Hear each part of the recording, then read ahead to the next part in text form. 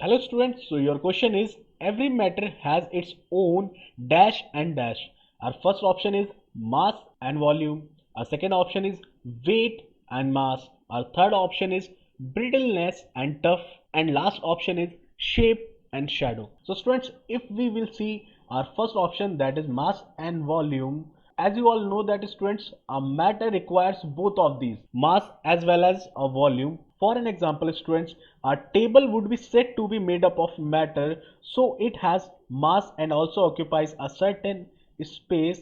That's why it is also has its own volume. Okay students, and if we look at our second option students, as you all know that mass remains same everywhere and weight does not remain same everywhere. Okay students, so second option gets eliminated here. Now we will move up to our third option, that is brittleness and toughness. So students, normally brittleness means anything that can be damaged easily. So by this property it does not possesses the characteristic of a matter students. As you all know that students, shadow does not have any mass and neither occupies space.